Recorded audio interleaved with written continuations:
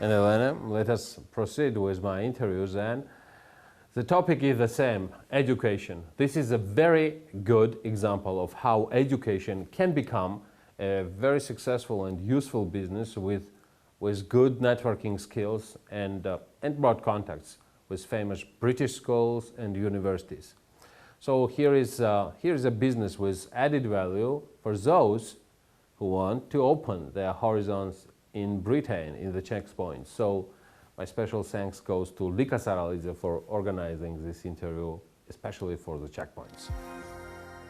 Eleonora, our viewers and followers are much interested in all the perspectives and possibilities, let me say so, what is created during not just only this period, but generally, while having the possibility of access to the education forms, I mean, direction what we can offer. And while British education system is the most requested so far, thank you so much for your time. And I really want to know, on your perspectives, where do we stand right now? And I'm not meaning pandemic, right? But later on, I will ask a question about this as well. So the floor is yours. Thank you so much for having me. It is a great pleasure. Indeed, this is a very exciting time for British education. Historically, British education has been much in demand. And I think even though British population accounts for less than 1% of world population, it has the highest number of international students in UK schools. Therefore, British education is still very much in demand, and this demand is still growing. It's also universities that are very, very popular.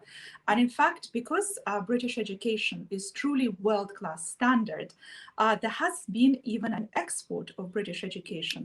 So there are international schools opening in the Middle East, in also China, Asia. So they're exporting British education as well to make it as widely available as possible. What can we say about this pandemic period, how it reflected on education system? I mean, all these distance and education courses it's going. What has been really remarkable is how quickly schools, independent schools and universities managed to adapt to online teaching. They tried and tested different platforms. They indeed tried and run courses at different times because some of the students could be zooming in from the United States.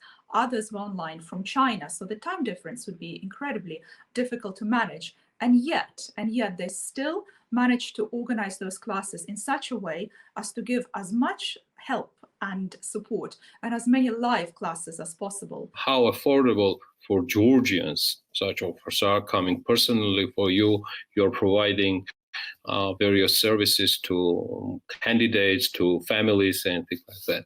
In terms of paying for the tuition fees, it is important to remember that there are various scholarships available for students. So if they do a lot of research, if they do a lot of preparation, they will be able to find scholarships for postgraduate studies and for research, certainly at leading universities. And these are awarded by international bodies. Sometimes these are also awarded by universities themselves.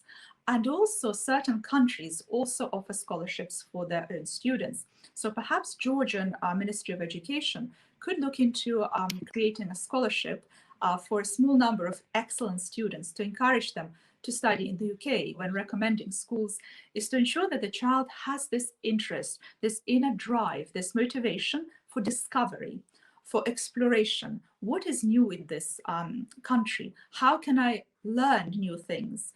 And so once you have this inner curiosity, you can very easily start working with a child, preparing them academically. Because if you have the will and the excitement, then academic preparation, though it's very, very important, can complement that inner drive. Now, it is very important to say that when children apply to boarding schools in the UK, the admission process is exactly the same for British children as it is for international children.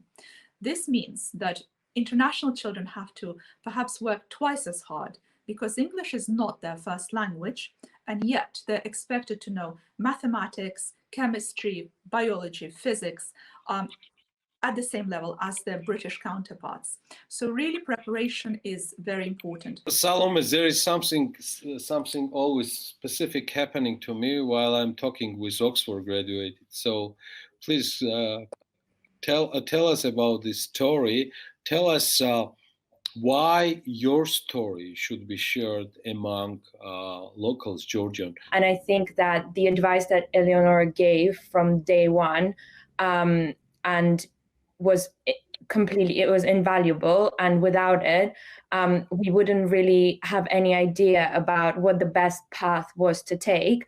And by best path, I mean the path that would lead me to apply to leading universities in the UK, but also the path that would be, most suitable to me, to my character, and not just to my strengths, but to me as a person as well. Because obviously when you go to school at whatever age, as a teenager or even younger, like my brother did, and you're spending all that time in a school abroad away from your family, obviously it's so important to choose an environment that is going to make you happy and going to, help you to be successful. What Eleonora helped me do was to really see where my strengths and interests lied, which meant that I started having a lot more interest and a lot of, passion for learning. And I realized that that British universities offered so many different courses and that they really focused on things that you're interested in. I've always loved studying languages, and I chose to do languages and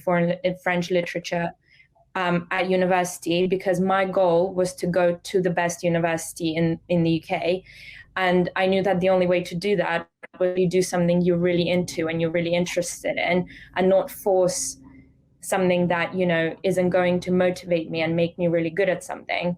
And what I love about the British system is that as long as you go to a really good university, and as long as, you show that you're a very hardworking and very smart person, it doesn't matter what degree you do, because now I work in finance, a job in finance, and know everything that I can't know it. And no one can. When you're 23 and you start a job, there's no way, no matter what I studied in university, that I'd be able to do any tasks without proper training. But that's what companies want. They want people who are very adaptable. They want people who are very smart and hardworking, so that they then can train them in the way that they want.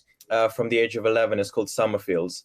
And I think that with the owner's help, we sort of found it. And I applied, and I just feel so lucky that that's the school I went to, because it was really a very warm environment. It was a boarding school, a relatively small boarding school. So it really felt like a sort of, I mean, it's a bit of a cliche to say it, but it was really like a big family, because you knew everyone by name, and the teachers were really caring and really understanding, because inevitably in the first few sort of couple of months as I started, I was very homesick, because it was a totally different atmosphere.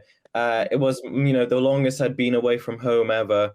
And I was, sleeping every night in a boarding school. So it was I think, as expected, it did take some getting used to, but all the teachers were very understanding. All my sort of friends there were also very understanding, and it was just.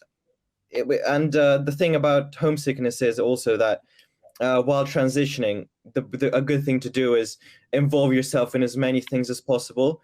And at a school like this, at a school like most, independent schools in England are, there is no shortage of things to do. You do sports every day.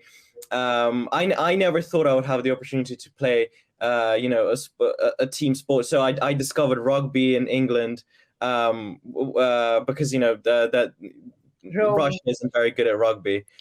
So that's what I discovered rugby there. I discovered, not that I'm very good at rugby, I'm just saying it's an example of, something. There were loads of societies. I took part in theatre productions, and slowly I realized that I was actually, pretty integrated in it all. And then, I had a really, really good time in Summerfields and beyond. And what are the biggest advantages, not only of the British educational system, while having educational consultant with you while making a wise choice for the education. Sally? For me, I think I mentioned this before, but for me, I think why a consultant is important, but specifically as well why Eleonora's help and her team's help is really important and was important for me, was because I think it really is a very individual and a very tailored program for each student. No student is kind of advised the same standard thing.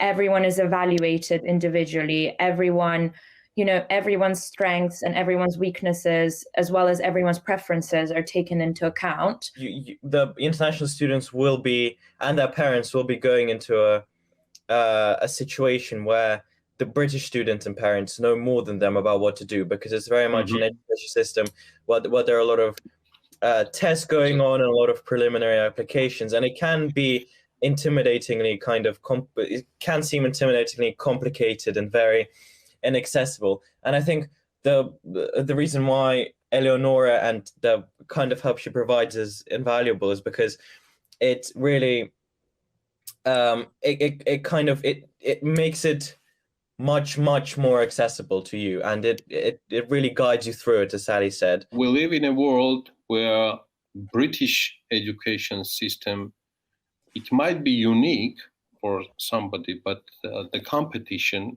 is huge worldwide. And still, what is the competitive advantage of?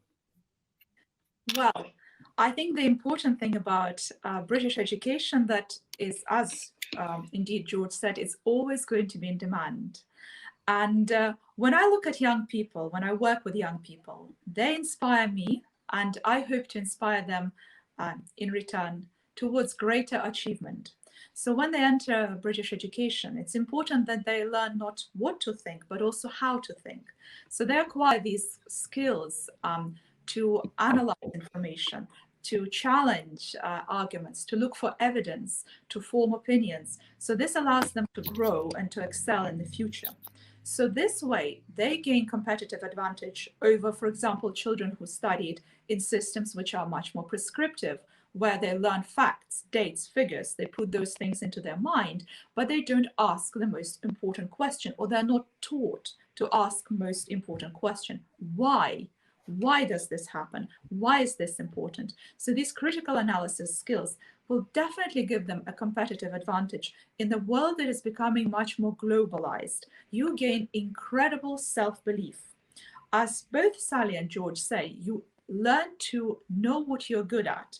You learn in a competitive environment. There's, apart from academics, there's sport, music, drama, debating. So you're equipped with skills which allow you to constantly compete, but in a friendly environment.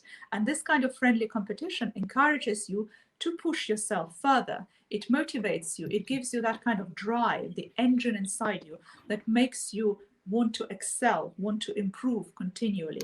And this kind of attitude is, again, giving you a competitive advantage for the rest of your life. Hey guys, stay tuned, subscribe, and follow us on BMG.